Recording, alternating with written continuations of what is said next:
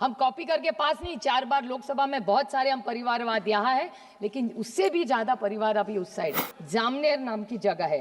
साधना महाजन कौन है? ये परिवारवाद प्रोडक्ट है। Minister, cabinet minister Girish Mahajan wife.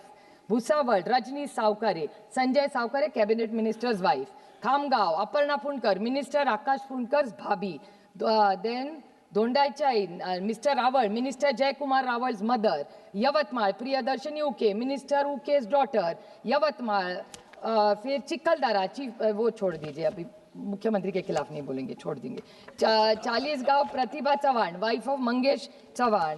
Dhamangaon सारे हैं, ये सारे मैडम इलेक्शन हुआ ही नहीं वहाँ, और सारे मंत्रियों की बीवी बहन भाभी माँ है। शरद पवार गटाच्या खासदार सुप्रिया सुळेंचं संसदेतलं हे भाषण येत्या रविवारी नगरपालिका आणि नगरपंचायतींचा निकाल आहे। मात्र या निवडणुकांआधीच आलेले निकाल आणि महाराष्ट्रात अनेक ठिकाणच्या बिनविरोध पॅटर्नची चांगली चर्चा रंगली।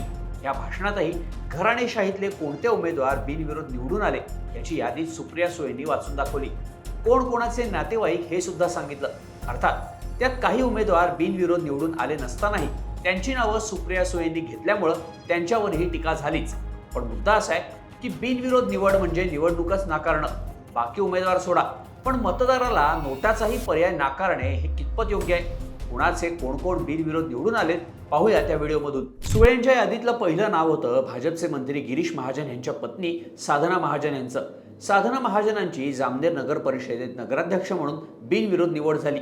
साधना महाजन यांच्या विरोधात शरद पवार गटाकडून संतोष झालटे आणि पर्यायी उमेदवार म्हणून ज्योत्स्ना विस्पुते यांनी अर्ज भरला होता, पण संतोष झालटे यांच्यावर दबाव आणून त्यांना अर्ज माघारी घ्यायला भाग पडल्याचा आरोप झाला। त्यांच्या जागी पर्यायी उमेदवार म्हणून ज्योत्स्ना विस्पुते निवडणूक लढवू शकल्या असत्या, पण निवडणूक निर्णय अधिकाऱ्यांनी आपल्या सूचनांमध्ये बदल केला। सुरुवातीला डमी उमेदवारानं फक्त एकच सूचक दिला तरी त्याचा अर्ज ग्राह्य धरण्यात येईल असं सांगण्यात आलं होतं, पण अर्ज भरल्यानंतर डमी उमेदवारानं 5 सूचकांसह अर्ज भरणं आवश्यक असल्याचं सांगण्यात आलं। निवडणूक निर्णय अधिकाऱ्यांच्या या 2 परस्पर विरोधी आदेशांमुळे ज्योत्स्ना विस्पुते यांचा अर्ज बाद झाल्याचा आरोप शरद पवार गटानं केला। त्यानंतरचं नाव भुसावळ नगर परिषदेसाठी नगराध्यक्ष पदाच्या उमेदवार असलेल्या रजनी सावकारे यांचं। त्या राज्याचे वस्त्रोद्योग मंत्री संजय सावकारे यांच्या पत्नी आहेत। त्यांची निवड बिनविरोध झाली नाही, पण पक्षानं केलेल्या सर्व्हेमध्ये त्यांचं नाव समोर आल्यानं त्यांना तिकीट देण्याचा निर्णय पक्षाने घेतल्याचं स्वतः मुख्यमंत्री देवेंद्र फडणवीस यांनी ट्विट करून सांगितलं। प्रतिष्ठा महिला मंडळाच्या माध्यमातून रजनी सावकारे या गेली 15 वर्ष समाजकार्यात सक्रिय असल्याचं मुख्यमंत्र्यांनी सांगितलं। त्यानंतर सुप्रिया सुळेंनी उल्लेख केला तो बुलढाण्यातील खामगावचे आमदार आणि कामगार मंत्री आकाश फुंडकर यांच्या वहिनी अपर्णा फुंडकर यांचा। त्या पहिल्यांदाच नगराध्यक्ष पदासाठी निवडणुकीच्या रिंगणात उतरल्या। बिनविरोध निवडून आलेल्या भाजपच्या उमेदवारांमध्ये पुढचं नाव आहे नयन कुवर रावल यांचं। भाजपचे पणन आणि राजशिष्टाचार मंत्री जयकुमार रावल यांच्या मातोश्री नयन कुवर यांची धुळे जिल्ह्यातील दोंडाईच्या वरवाडे नगर परिषदेच्या नगराध्यक्षपदी बिनविरोध निवड झाली आहे। त्यांच्या विरोधात शरद पवार गटाच्या शरयू भावसार यांनी उमेदवारी अर्ज दाखल केला होता, पण छाननी प्रक्रियेत त्यांचा अर्ज निवडणूक निर्णय अधिकाऱ्यांनी बाद केला। शरयू भावसार यांचे वडील एकनाथ भावसार यांची घरपट्टीची थकबाकी असल्याचं सांगत शरयू यांचा अर्ज बाद झाला, पण या विरोधात शरयू भावसार यांच्या कुटुंबियांनी न्यायालयात धाव घेतली। छाननी करताना निवडणूक अधिकाऱ्यांनी अर्जात कोणत्याही त्रुटी नसल्याचं सांगितलं होतं, पण त्यावेळी भाजपकडून उमेदवार थकबाकीदार असल्याची खोटी हरकत घेण्यात आली।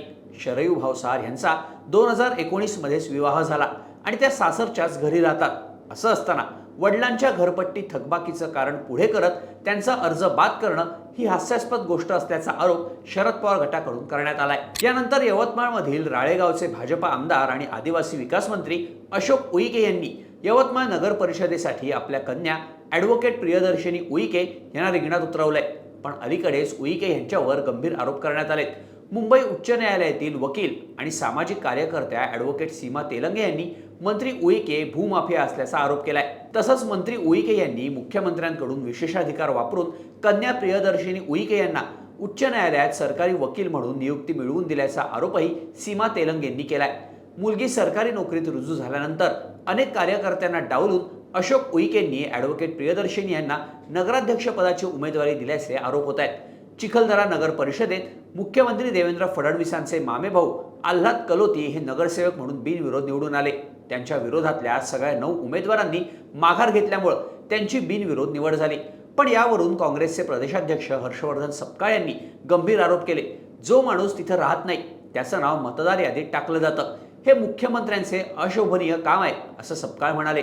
विरोधातल्या उमेदवारांना धमक्या देऊन, दमदाटी करून, पैसे देऊन उमेदवारी मागे घ्यायला भाग पाडल्याचा आरोपही सपकाळांनी केला. हे असं असताना सुप्रिया सुळेंनी ज्यांची नावं घेतली त्यापैकी खामगाव, चाळीसगाव, भुसावळ या ठिकाणी बिनविरोध निवड झालीच नसल्यानं भाजपकडून टीका करण्यात आली आहे. पण असं बिनविरोध निवडून येणं, 3-3 टर्म विरोधकच उभे राहून न देणं किंवा न राहणं याविषयी तुम्हाला काय वाटतं? महाराष्ट्रात अजून कुठं तुम्हाला हे भाई भतीजा वहिनीताई राजकारण दिसतंय? याबद्दलच्या तुमच्या प्रतिक्रिया कमेंट करा आणि अशाच माहितीपूर्ण व्हिडिओजसाठी HBT मराठीला सबस्क्राईब करायला विसरू नका.